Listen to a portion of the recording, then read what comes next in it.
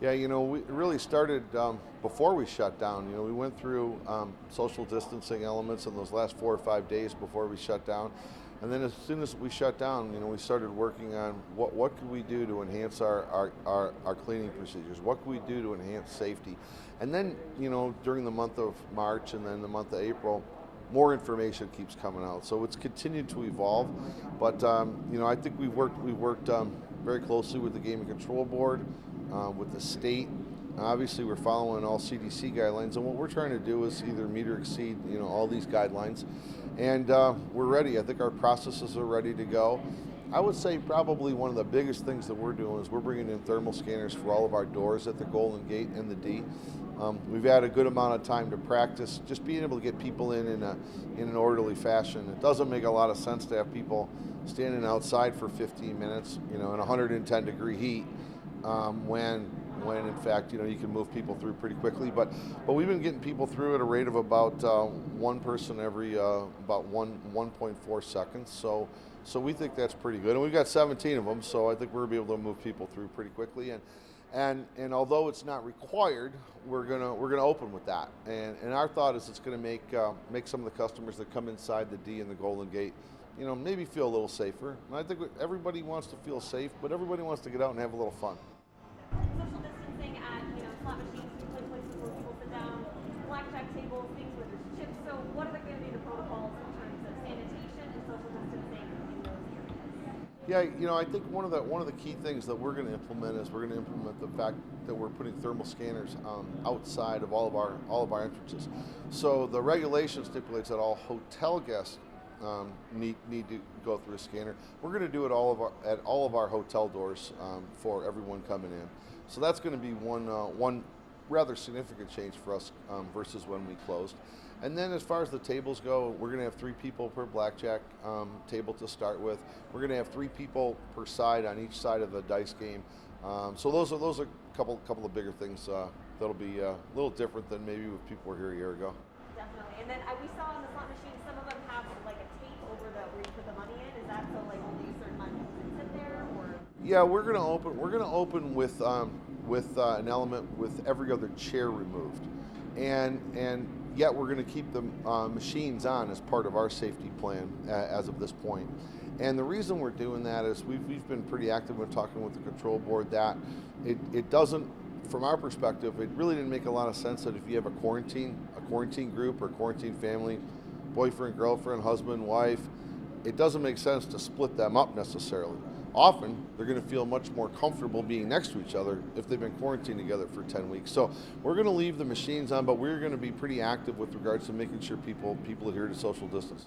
Definitely. And obviously masks in a casino is a huge, sticking point for a lot of locations. What's going to be your protocol on that? Yeah, we just went through that today. So, we are going to require that all employees are wearing a mask. And as far as customers go, we're going to offer that to customers that come in. I expect many people that walk in are going to either have their own mask or something with their own logo, or medically some type of mask that they prefer. For people that don't have a mask, we will offer them a mask if they like a mask. So that's going to be something unique. If somebody walks up to the table and asks for a $100,000 credit line, we will ask them to pull their mask down just to make sure we know who we're giving the money to. Yeah, definitely. In terms of sanitation, you talked a little bit about it, but when it comes to hotel rooms and different parts of the building, what other ways are you guys stepping that up to keep people safe? Yeah, I think from the hotel perspective, I think some of the cleaning practices, not just really what we're doing, but also what the linen companies around town are doing, and the procedures to maintain the safety, to maintain when there are dirty linens that go out, that they're able to be moved out in a controlled environment and things like that. So I think really in some ways that there's an awful lot of enhancements that are taking place with regards to hotel rooms, not just in Las Vegas, but around the country. And then when you think about some of the more heavy touch surface elements, such as a remote control or a house telephone in your hotel room, obviously there's far more far more cleaning that takes place and different enhancements that go along with a room turn. So obviously there's been a lot of focus on the strip and the strip protocols through all this. So downtown is, a lot more locally oriented, family owned, smaller in that respect. So how would you say it's been different for you guys through this process downtown in Las Vegas versus Las Vegas Boulevard? Well, I think, I'm fortunate I get to be on the board at the Fremont Street Experience, so we're legally all partners in the Fremont Street Experience. We've met every Tuesday to talk through, hey, what did you find out? Did you have a new product? Did some new vendor come in? So we've all kind of worked through things. That's kind of like what we always do. But I would say in a time like this, I've talked to Matt Maddox at Wynn often. I've talked to people at Caesars and at MGM regularly. This is not a scenario where it's locals or Mesquite or Laughlin or Downtown Strip or Northern Nevada. This is something that's important to everybody, and I think everybody's really worked well together. I mean, I made a comment that I told Matt, I go, thanks so much for putting out what you thought Wynn would do based upon your experience in Macau. And that really has helped a lot of Las Vegas out. So I think this is a situation where everybody's really worked together.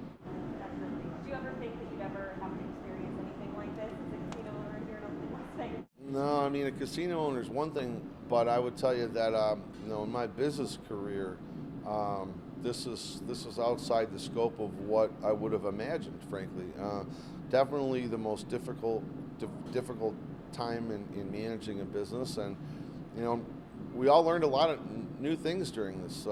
Learned how to have conference calls on Zoom and Microsoft Teams often, and we've really tried to go out and make sure we talk to a lot of our employees. Want to make sure they're doing okay, and like I told them, and I said this on my very first meeting was probably around the 20th of March, and I said the commitment I'll give to everybody here is I commit that we will reopen on the first day and the first minute we can. And I thought that was a big deal back then, and I still think it's a big deal. That my goal was never to really evaluate or take a position on stay closed, be open, or anything medical like that. I just wanted to devour the information I was given from the CDC, from our state, and then from our control board. And once we got the go ahead, my thought was I just want to get things going and jumpstart things as much as possible to get all of our people back as quickly as we can. And what would be your message to folks who are thinking about coming out to Vegas here, or coming to the casino, people who live here, whether they're excited or nervous, however they're feeling? What's your message to them? My message would be, I mean, everybody has to feel comfortable, and everybody's in a different situation. So there's not a right answer. The right answer is what you feel like, but if you do feel like you want to get out of the house and you want to come visit Las Vegas, I would tell you it's probably safer and cleaner than what you've ever seen before. And I think what's happening with the hotel casino properties, I think we've all taken it to another level. So I think we're as prepared as we could be.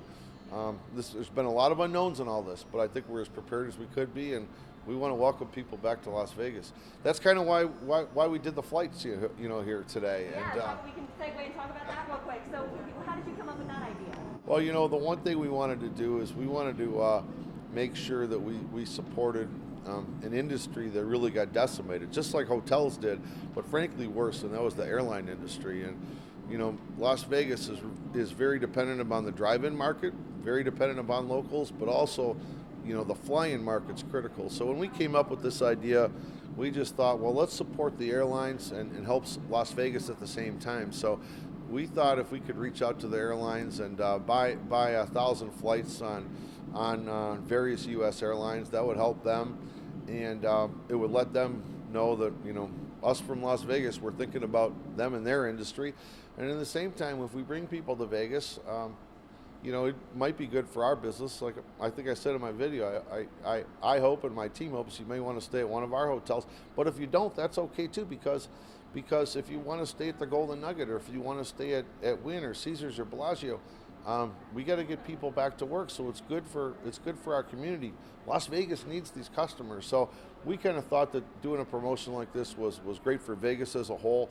And one of the craziest things was, we bought these 1,000 flights, and in just a few hours we had 5,000 people look for the flights. So the first 1,000 were gone in less than 2 hours. It was crazy. So we just put out another tweet, and I had my guys working on something. So we added 9 more cities and a whole bunch of other flights. So we're having a little bit of fun with this, and I just think it's a great thing for Las Vegas. So great. And I forgot to ask, smoking. I know there's been a lot of discussion of whether to continue allowing smoking on the casino floor because of the coronavirus. What's your stance on that? What are you guys going to do in that respect? What's my stance on? Or I mean, what are you guys gonna, what protocols are you gonna follow? Are you still going to allow smoking, or is that gonna be restricted, or? No, I mean we're gonna continue to offer smoking. I mean there's a combination of smoking and gambling that kind of goes together. I think with some of the increased airflows that you're going to see in some casinos, I think that'll provide for maybe a better environment than what we had before. And obviously, for some properties that wanted to minimize smoking or have separated, non-smoking sections, I think that's great too. I think you're going to end up having more consumer choice. Definitely. I just saw the ashtray, made me think of it. Is there anything else you want to add? No, I think we kind of covered it. Awesome.